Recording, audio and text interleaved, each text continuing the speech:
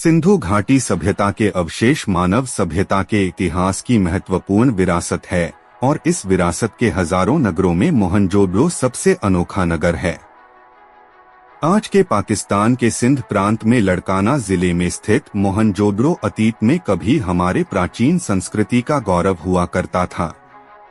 आज से 5000 साल पहले यह जैसा था आज भी बिल्कुल वैसा ही है। इस शहर की प्राचीन गलियों और सड़कों पर हम आज भी वैसे ही घूम फिर सकते हैं जैसे हमारे पूर्वज अतीत में घूमा करते थे। तो आओ दोस्तों, आज हम मोहनजोदड़ो की गलियों में घूमते हुए हमारे प्राचीन सभ्यता के गौरवपूर्ण अतीत को महसूस करने की कोशिश करते हैं।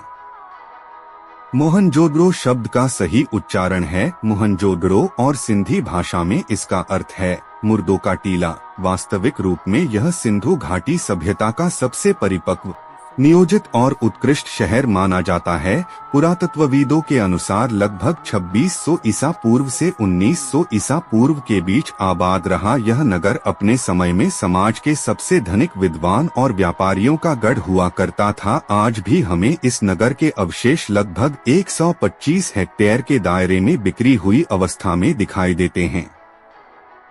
यहाँ पर कदम रखते ही हमें यहाँ की ईंट अपनी तरफ आकर्षित कर देती है। विश्वास ही नहीं होता कि हम हजारों साल पुराने प्राचीन खंडर में हैं। बिल्कुल इसी तरह की ईंट है हम आज भी अपने घरों में इस्तेमाल करते हैं।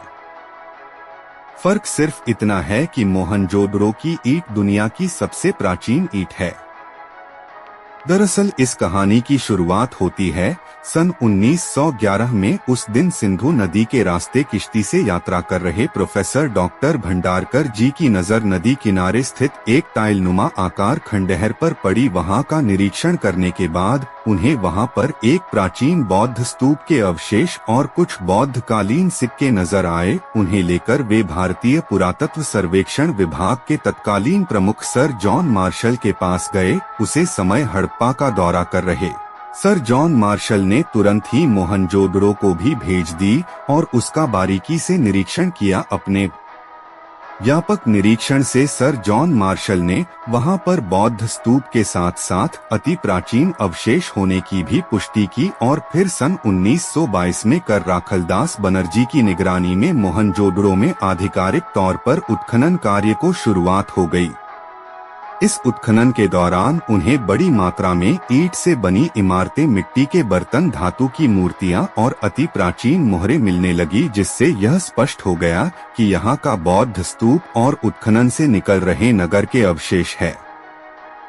यह दोनों अलग अलग समय अंतराल में स्थापित अलग अलग सभ्यताएं थी। पुरातत्वविद अनुमान लगाते हैं कि बौद्ध स्तूप की वस्तु दूसरी शताब्दी के आसपास बनी होगी, जबकि मोहनजोदड़ो नगर 2600 ईसा पूर्व के आसपास यहाँ पर स्थापित हो चुका था।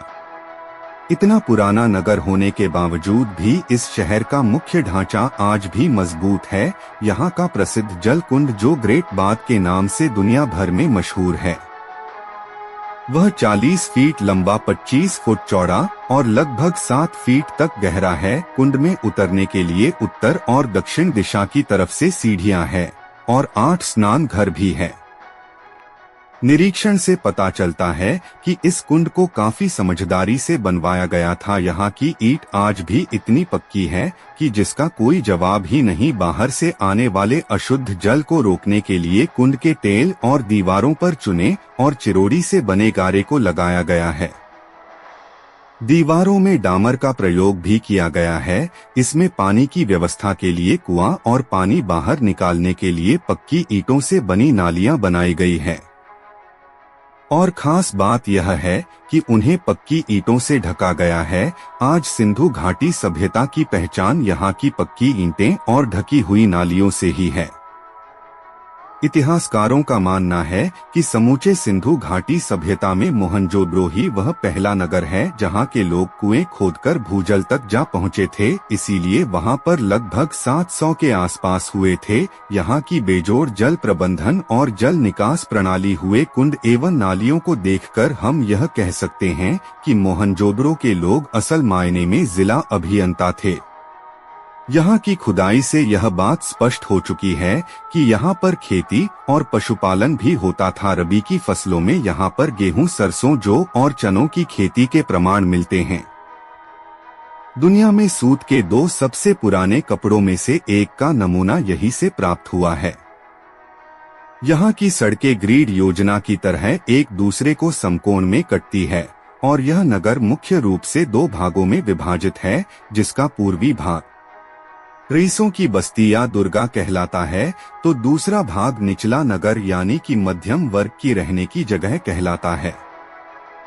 पूर्व विभाग पर बड़े मकान, चौड़ी सड़कें और कई सारे केन हैं, जबकि निचले भाग में छोटे मकान, छोटी सड़कें और सड़क के दोनों तरफ घर हैं, जिनकी पीठ सड़क की तरफ और दरवाजे गलियों में खुलते हैं। मोहनजोदड़ो नगर के बड़े हिस्से की खुदाई अभी भी बाकी है, क्योंकि पिछले 100 सालों में इसके उत्खनन में केवल 1/3 भाग की ही खुदाई हो पाई है और पाकिस्तान सरकार की तरफ से अब तो वह भी बंद हो चुकी है और इसलिए मोहनजोदड़ो से जुड़े कई सारे राज आज भी जमीन के अंदर दफन है। यहाँ पर एक वस्तु संग्रहालय भी है, जिसमें ज्यादातर तांबे और कांसे के बर्तन, मोहरे, वाद्य, विशाल मृदभांड, आभूषण, दिए, नापतोल के पत्थर, खिलौने और रोजमर्रा के औजार मौजूद है। विद्वानों का अनुमान है कि सिंधु सभ्यता में अनुशासन हथियारों के बल पर नहीं बल्कि बुद्धि के बल पर स्थापित था और यही वजह है कि यहाँ पर औजार तो कई सारे हैं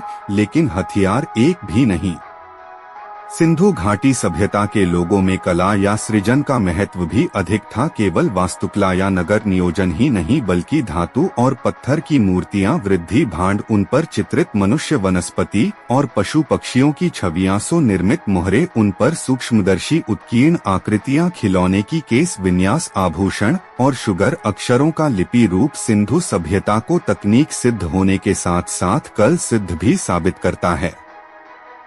सिंधु घाटी सभ्यता की विशेषता उसका सौंदर्य बोध है, जो किसी भी राजा या धर्म द्वारा पोषित नहीं था बल्कि वह लोकतांत्रिक समाज द्वारा पोषित था और इसीलिए सिंधु घाटी सभ्यता को दुनिया भर में अपने समय काल की सबसे उन्नत और सबसे सभ्य सभ्यता होने का बहुमान अर्जित है।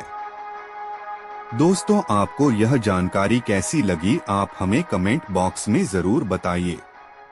वीडियो को लाइक करके अपने दोस्तों में शेयर कीजिए और चैनल को सब्सक्राइब करके बेल आइकन को ऑल नोटिफिकेशंस पर सेट कीजिए कि हमारी अगली वीडियो की नोटिफिकेशन आपको तुरंत प्राप्त हो। तो चलो दोस्तों, मिलते हैं अगले किसी वीडियो में।